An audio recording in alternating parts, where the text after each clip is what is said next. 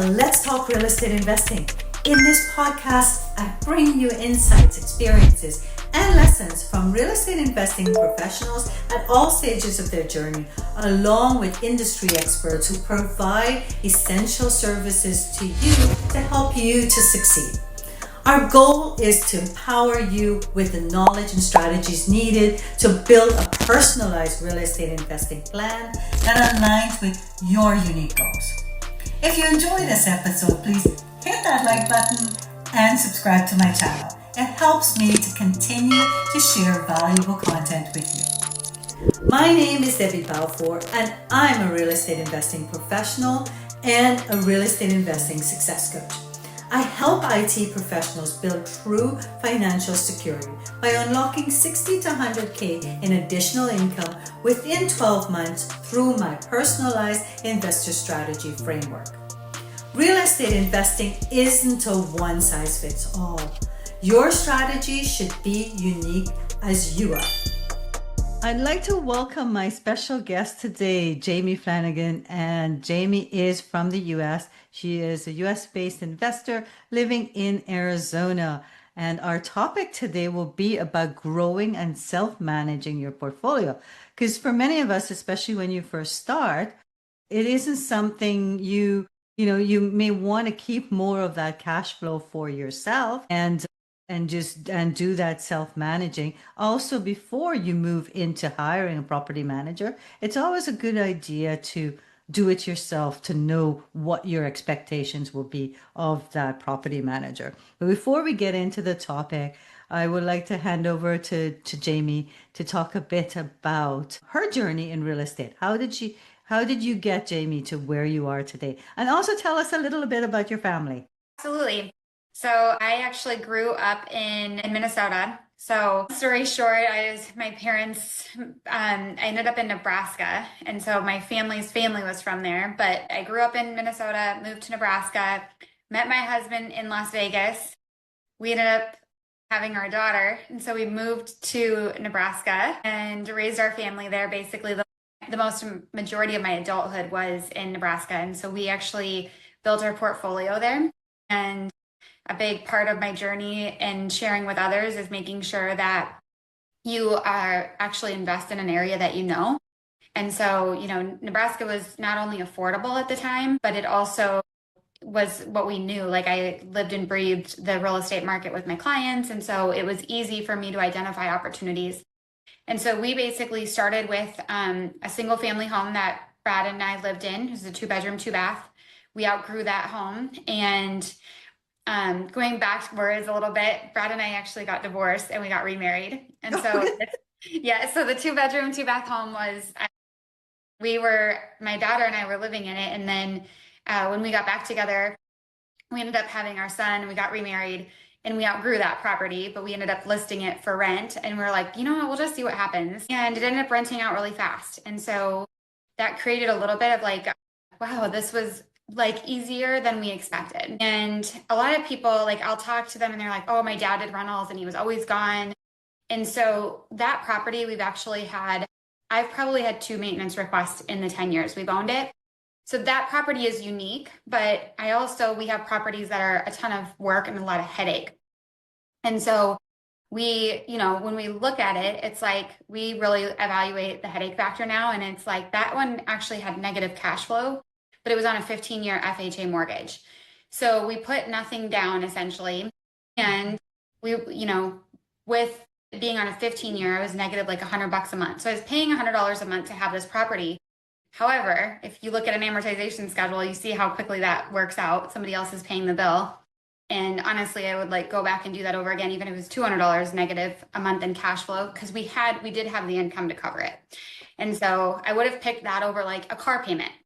I would have drove a beater car and had negative cash flow just to do what we did again, because it worked out so well. So then we ended up building our portfolio. Like my mom, when she moved out of her house, we ended up buying her property. My brother, when he moved, we bought his property. My grandpa passed away. We bought his property from the estate, and we just kind of started acquiring properties, and we got to about 85 doors and built it. We've got some partnerships. So like our total portfolio got to about $20 million over about 10 years. And so looking back, like there were some hardships. We've done apartment buildings, we've done single family homes, we've done commercial property, and they're all totally different beasts. And I think what's so really awesome about real estate is no matter who you are, if you figure out what you enjoy and go after that, everyone's going to find something different in the real estate world. Like I'll have people who ask me, they're like, would you invest in a condo? Well, personally, I know I like to manage my contract. Like I have really good relationships with like lawn care people and pool maintenance people. And so for me, the condo dues usually don't make sense. But for somebody who wants to be completely hands off and is out of state, that could be a perfect fit for them. Also, like, I really love the single family homes. My husband really likes the apartment buildings because the apartments, it's, one roof, 10 whereas single family home, you've got one roof, one tenant. The ratios are a little bit different. So, but the headache factor on the single family homes is just a lot less. And so I'm a little bit more hands-on in our portfolio. He does all the money and analyzing the properties. And so, we basically have to come together. And this brings me to my next point is like identifying your strengths and what you're good at. So like for me, I'm really good at identifying a property and I'm good at getting a tenant in there. He's really good at analyzing how that property is going to perform. How do we get the financing for it? What's the best financing for the situation? So together, neither of us should be, in painting a house. Neither of us should be laying floor.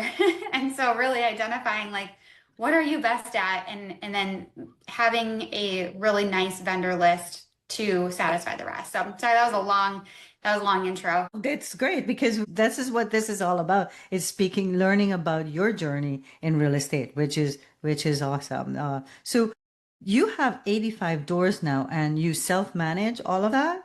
We self-manage. So we got to about, I think we were between 10 and 15 doors, and we looked into hiring a property management company. And we found that when we were interviewing property management companies and reviewing their fee structure, what they were looking for was, a month when they place a tenant, a month rent. And for me, like I already had the professional photos. I'm in real estate. I live and breathe in real estate. And so for me, I usually would have these re-rented before people even moved out.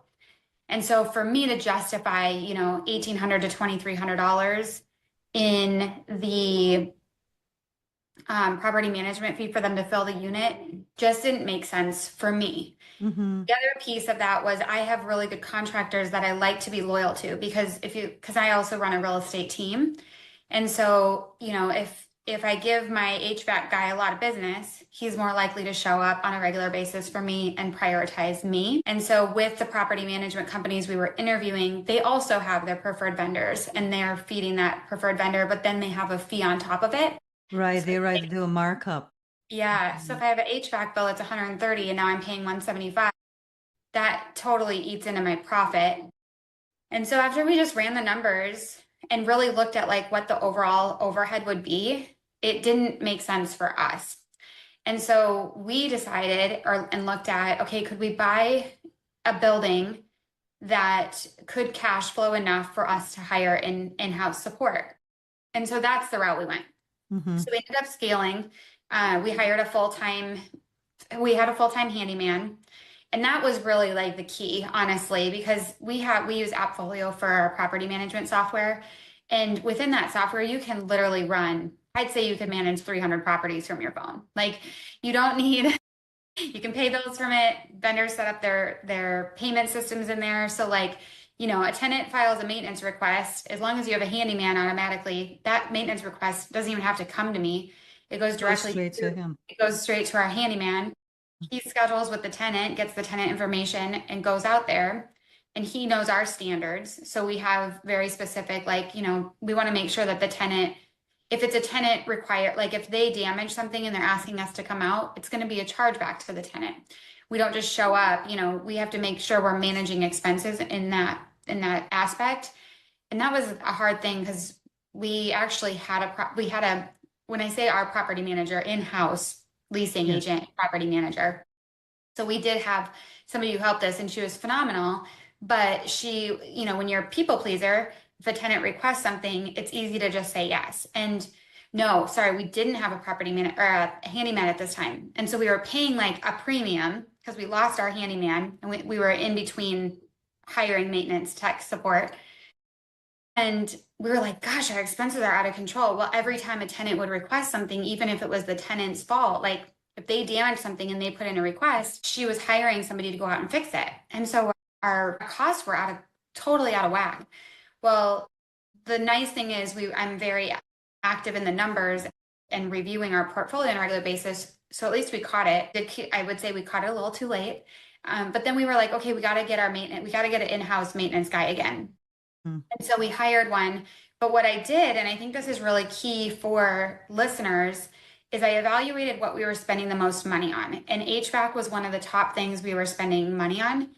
So I hired a maintenance tech with a background that excelled in HVAC and furnace repairs. Because I was like, if we can cover his salary, if we spent 60 grand on just, HVAC systems, if we can cover his salary with that, like all the other maintenance requests, like we've added that extra cost to our bottom. Yeah, included in the HVAC Right. cost. Right. Yeah. Yes. You got So someone that's skilled in HVAC, but also can do other handyman things. yes. Luckily we don't have a lot of turnover, so we have a part-time property manager. She basically kind of just oversees at this point our furnished units that are in Omaha, and those turn over like every probably about 90 days. The main part of her job now is just keeping those filled and scheduling like the cleaners when people move out, maintaining the calendar. But she's also an owner herself, so she recognizes, if something where we were to need a bid for a roof or something, she can actually evaluate that very easily and say, let me get another quote. Let me, versus just saying, okay, the bid looks good and hired, because that's what I was experiencing before. So it's good to have that, somebody who has a little bit more of an ownership mindset in that role, as far as like managing your money as if it were your own. And that's really the key, is like a property management company is great if you are going to be totally essentially hands off, but they're never going to maintain your property the way that you would care about it. And that could go both ways. I've seen a lot of landlords who don't maintain their properties very well, and then they get frustrated with the property manager because they're like, oh, they're overspending. And I'm kind of on the opposite. I like to maintain our properties probably a little higher level, because I'm in the real estate world. I'm thinking about the value on top of, like, I want the tenant experience to be good, and I also want the property to go up in value and maintain, versus having them move out and all of a sudden we're way snowballing on something that we could have just fixed and skipped all the extra costs in the long run. Right. Yeah. Understanding like your goals, and then just being okay. Like if you are like, okay, I'm really limited on cash, and I don't want to say like a band-aid, but that's just the approach some investors go with. And it's not my way. I have never come out on the negative side by keeping our properties. Definitely. It also goes to the quality of your tenants. So I always say that there are no bad tenants, they're bad landlords, because if you do your screening properly, if your actual home, your property is in good condition, then you're going to command that better quality tenants in there. And if you're giving them something in nice shape, they know they have to give it back. If you're giving them in that's with dings and things, they could say, oh, well, that was. Yeah. It is really hard when somebody moves out, because we've bought properties that had tenants already in them, and it's really hard to know, like, wow, this property is really rough when they move out, but you have no idea what it looked like when they moved in. Yes. And so, the move-in, move-out checklist is really important, to have that move-in, move-out checklist. And with pictures, I get professional pictures. I will say, like, I usually replace a tenant, and I don't get new pictures every time that there's a turnover. But you could go, like, making sure that your handyman goes through and takes a lot of pictures for documentation when they move in, so that you can be, and I err on the side of like, if I can't prove it, I'm not gonna hold the tenant accountable for it. Like, exactly. If I don't have a picture to show that the wall looked great before they moved in, that's on me. Just like you said, it's like that's the landlord responsibility to document everything really well. Yeah, it's Exactly right. And I agree with you too. I think if you fix a problem, even though it might be a little bit more costly at the beginning, because if that, as that problem grows, it becomes bigger. Hmm. A Right. hole becomes a bigger hole. Yeah. A leak becomes a bigger leak. Becomes a way bigger problem. It can be a huge problem. Yeah, fix them as soon as that they're reported, and that is definitely worth it. And also, then your tenants know that you're on top of things, and they can't get away with anything. And it also helps you having eyes more often. So, how Hmm. often do you do your like inspections? So we do our furnace filters every 6 months, and that's when we get eyes on the property. I will say, like, I have not personally walked our properties in years. I do heavily rely on my property manager and my handyman for communicating those, like what the properties look like. But my Mhm. property manager will, she's in the area, she'll pop by properties and be like, "Oh, hey, I noticed this property, like." One of the things, what I really like about my property manager is she's licensed real estate agent. So she also has the mindset of what's the value. And so she'll drive by and be like, hey, we should ask these tenants to clean this up because it's really like it's wearing on the property. And she'll recognize that, whereas somebody who doesn't necessarily have the real estate background, and sometimes I find out from the city, like, hey, luckily it rarely happens, but it does happen. Yeah. But something you said when you were going through your journey that I liked is some of those first properties were all property, you bought properties you already knew. Very well. Yes. You knew those properties because it was your brothers, it was Yes. your parents, like those kind. Yep. And I know some people, like, it's funny because a lot of people will say don't do business with friends and family. And for me, my friends and family are like literally my business. And almost everyone I've met through my business becomes like, I mentioned it like in my bio as like, I'm a high energy person, like empathetic, and I take on, so I really do when I'm working with a client, it's like I'm taking them on as if I was buying it at my own Oh property. Like, yeah. yeah, I'm analyzing things at that level. It is truly not like a real estate sale for me. It's like, I want this to impact their life for the better. But yeah, like my mom, she had been in her house forever. And you accumulate a lot of stuff when you've been in your house forever. Oh yeah. And so when we were like looking at the option of her moving into a condo, it was honestly overwhelming for both of us to think of like, how do we get all this stuff organized? Where do we put it so that the house will sell for the most? And I did end up paying like what I would consider market value for my mom's house, but it was still only $100,000 house. And Okay. so it was kind of funny because I was like, hey, I don't want you to lose money selling to me, but I also want you to, and I knew I'd come out. I mean, $100,000 house was a great rental. It was perfect. The numbers worked. And my mom was able, like, simplifying. And that's honestly like why we all do this, right? Like the whole point that I want to do this is to leave the people in my life in a better situation than what I was. And so to be able to even like with my mom and my brother and be able to take that burden off of them because it's something that is my strength. Again, like selling homes isn't their strength. And my brother got relocated, and so they moved to Minnesota from Nebraska. And he's like, the headache factor for them is worth like, hey, can we just what would it look like if you guys just bought it for me? But yeah, the really that my friends and family are like the bread and butter to my business. And I was interesting because my grandpa passed away, my dad's side was a little bit more dramatic. So that was my dad's dad. And they would kind of go back and forth because it was like, we want to get the house ready to sell, but then none of them were local. So then everything was fine. My dad, who was the only one local. And I was like, Dad, I'll just buy the house. Like it'll simplify everything. But I like the house needed a lot of work. And so we gave him an offer, and then he's like, well, it's not fair for you to get the benefit of it. And I'm like, well, you guys can use my contractors. Let's fix it up and you guys can sell it and get Yes. the money. And so then they thought about that and they're like, well, we don't want to deal with it. So can you just buy it? We went and literally like in actual circles for like 3 to 4 weeks. Yeah. And then my dad's like, okay, we just want you to buy it. And so we purchased that house, but that was like the first one that we bought out of all of my families. And we didn't have money. Like we didn't know how to get money at that point. And so we actually had a small bank that worked with us. And we always like um, the, going back to that it's interesting because like that bank changed our lives. Like her saying yes to that loan completely changed the trajectory of our entire future. Oh, isn't that Yeah. incredible? Does she know that? My husband About the has reached out closing? to her and said, like, look at where we are now. And this all started with you saying yes and being like willing to bet on us when nobody else would have.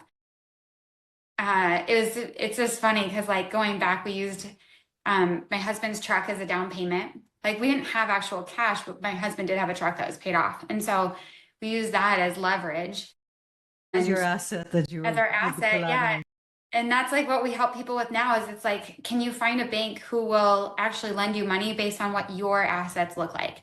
That doesn't always have to be cash. It can be Mm-hmm. lots of things. And then also banks that will give value to your skill set. The bank that we now work with, it's not the same one, but the one that we work with now, like I can show him the numbers and I've built a resume with them. Like me being in real estate and saying, every time I've bought a house in this neighborhood, we've bought it for this and sold it for this. Or when I represent a client. So it's like I've built my resume with them. So if I send my numbers over, they know that I have a success, like my success ratio with that neighborhood is, 100%. Mm-hmm. And so they feel confident. They're like, okay, she's proved herself over and over again. We've proved ourselves over and over again. How do we now we are fine with giving them money. So now if I find a deal, we can send it over to them and they have no problem doing like we get creative. Like I'm like, hey, this is a flip. Client needs 200 out of it. It'll sell for 300. My contractor's already bid it for 20,000. Real estate commission and holding costs, and they'll do like an interest only loan with no payments. And so then it's like we can literally buy the house with nothing out of pocket, do interest only payments for a few months, and it's all paid at closing.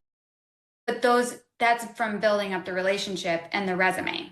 Yeah, so that is key. So it's something that I think I'm going to plaster it somewhere that I always say that real estate is 80% about relationships and It 20% is. about about the actual deal. So I'm using Pareto law, but I totally agree. applying it to real estate. But yeah, it's about building that relationship. So two key things I heard that you just said that you do, and one is that relationship. So the relationship isn't just with the key for everybody to remember. Relationships isn't just with another investor. Relationships is your bank, your mortgage broker, your lawyer, like all of these people Yeah. building that relationship. And then the other thing you said that was is that you stay in the same market. So your portfolio, you can actually prove now you go back to the bank. This is the same area. This Yes. is what I've done. So you know your area. You're not jumping around. You're not having, a house in Colorado, a house in Arizona, a house here, a house there, with different teams everywhere. We do own houses in different markets, but we use them as a vacation home and we do get income off of them. But I will Right. say, like, as you're built, we didn't do that until we had, well, in all reality, like, if I buy a house in Omaha, my expenses do not go up. I have my property manager and my handyman. So they can easily take on one more property. Yes. If It's I buy a house, scalable. It's so much more available. scalable. If Mhm. I buy a house in Arizona right now, I have to identify a cleaner. I have to identify a handyman to make sure I've got all that ready to go. Then, just even the payments, like giving, if I buy a house in Arizona right now, which I am looking, I love Arizona and we have lots of friends who come here and I'm living here now. So Mhm. I'm building, building the team here. But even like payment processing, like my contractors in Omaha pretty much know the routine. If I have a plumbing invoice, if they have to come out on a Monday, we always process payments on Friday. Most of them are set up for direct deposit. So it's really simple. So every time I add a new contractor, it adds a layer of complexity because I have to make sure that I onboard them into the system, communicate expectations effectively, make sure that they're good with, because we got too big to be able to just pay same day. That's just something we don't do anymore. And it's, something that we just have to communicate. None of our contractors had a problem with it. And, we've got a couple that probably are a little bit more anxious to get paid than others. And we just know who they are. And it's like, okay, this creates kind of a bottleneck in the system. So not that we avoid working with them, but it's definitely, we're going to go to Second people, choice. yeah, Mhm. the ones that make it easy for us. Yeah. Sometimes we pay a little bit more for that convenience, you know? Something else I'm excited about what you're saying, and something I teach too, is about automation and systems. It makes your life so much easier. I Mhm. know a lot of people are afraid of technology out there, but it really isn't that scary. And just to take that step back and put those in place saves you time and money. Because look at, like you said, it automatically sends it to your maintenance guy. It doesn't have to come to you first for you to then, then find the maintenance person, and when can you go and all of these things. Yeah. It's all like all part of your workflow. So automating those things and is so much easier, and it really is something that people should look at as soon as possible. Even Yeah. with the first home, if you Yes. want to grow, because it's so much easier when you have just one or two to onboard, Yep. and then it just rinse and repeat, right? Into the Yes. system. Then after you have like five, six properties, and then looking to, put a system in place.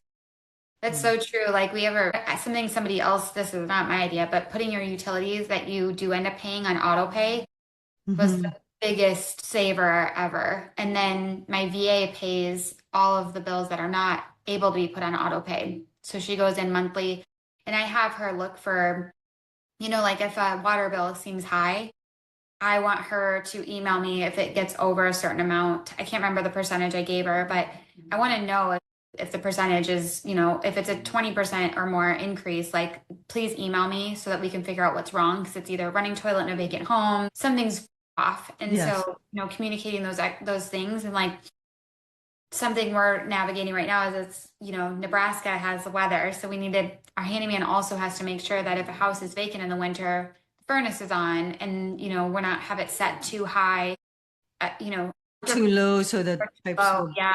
Yep. So we don't want to spend too much money heating it. We don't want the pipes to freeze. And so just figuring out what does that look like and setting that standard for your team. And that standard might be different for everybody. Some people, when I show properties, I like the house to feel comfortable for a tenant. So I usually like to set it at a comfortable temperature so that I'm not walking into a house that's 80 degrees to show a tenant because I don't feel like that portrays the best experience for them. Yeah, some great tips. Thanks, Jamie. So you mentioned about your VA, and I do know that you mentioned to me earlier that you have a VA company. So tell me more about that side of the business. Yeah, so I partnered with a company and we help place VAs. So my biggest strength is placing VAs for like bookkeeping, executive admins, but the executive admin piece is what I get really excited about because it changed my life. My VA helps me, like, I got to the point I'm like, why am I not doing non-business tasks with her? Like, at first, I was having her clean up my email, respond to email as needed, put things on my calendar that needed to be on my calendar. She would go in and run market analysis or like prep my listing appointments for me. She does some of my property management. But then I was like, gosh, I'm spending so much time just making sure my kids' activities are on my calendar and making sure that I know my daughter's cheer costs, all the stuff that you have to pay for as a parent. Those are things that I've started to learn to offload to her. So like if I'm traveling, I've asked her like, hey, can you create order my groceries? And that way on Monday when we get home from being out of town, the baker's order is on the front door. So just really like leveraging her has been so amazing. And to be able to get a VA, $7 to $8 an hour, it's like, and they can do so much. And a lot of people are like that. How does that make sense? But that in their country, they're actually paid like they're in the top 10% of income earners. So, $5 an hour is top 10%. And then you pay, a fee to the company for the placement and the training. My company I love because they do offer like a training package. So you've got coaching that's built in for you in the VA. They've got some services that help like with screen recording, time tracking, all of that. And they really like help you onboard your VA successfully. So I'll send you the link and like if anyone's listening to this and they just want to book a call with me, we can just book a Calendly call. I'll go through like, what are you currently like, just walk me through your day. Because honestly, like everyone should have a VA. Like Yes. walk me through your day and let's figure out what you could take off. And I think so often we forget, like even myself, it's like we do the busy work because we're avoiding something else. We're literally in avoidance. But when you get rid of some of that stuff, it actually clears your head enough that you don't chase the avoidance anymore. So that's at least what I find in myself. I'm like, oh my gosh, like I can actually think.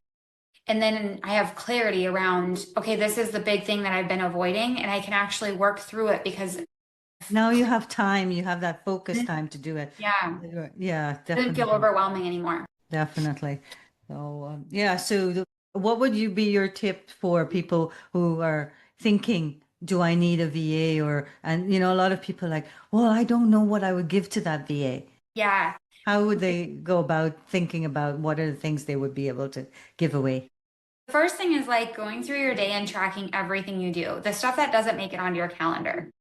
So like, groceries, like the littlest things, just so you can identify, like I pulled over and I had to take a call from a buyer.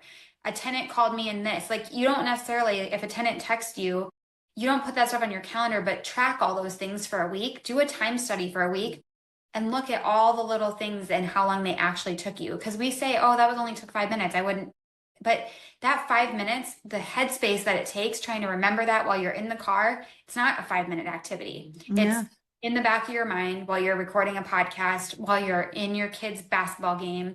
Like you're like, oh, I have to do that. Yes, it only was 5 minutes, but the actual mind space that it took up is hours. So, a VA, like my VA, she's full time.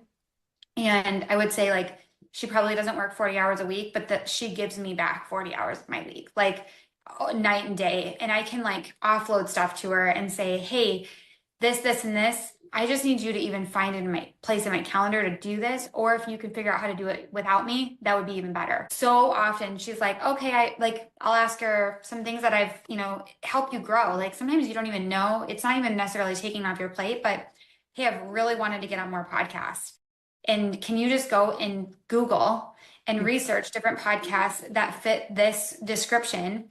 And then they go research and bring you back, 100 different podcasts and then she'll say, do you want me to try and reach out to them to get on the podcast? Like, yeah, let's do this. So it's like, what have you wanted to do that you haven't done because you haven't found the time? That's where like the VA really comes in and helps you grow. And usually I'll just record a video. Like one thing I hate doing is bookkeeping. I think we talked about that.